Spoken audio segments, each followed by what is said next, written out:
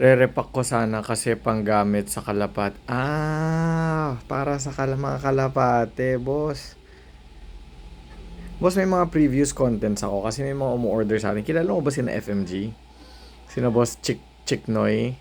Ay, naka-follow dito si Boss Chick Noy. Baka makita ka niya rin. Pero si FMG sa Laguna tsaka sa Valenzuela. Ewan ko, baka kakilala mo yung mga yun o baka isang circle lang kayo.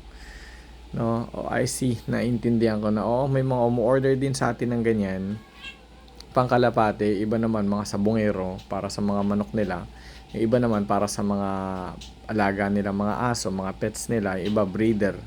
Ginagamit yung honey. Oo. I see. Sige boss, nasa sa inyo po yan. Kung ano po ang, kung gusto nyo kumuha agad ng 1 gallon or gusto nyo munang tikman. Kung abisuhan mo na lang ako boss. Abisuhan mo na lang ako. Tapos kung taga saan ka boss? Taga NCR ka lang ba?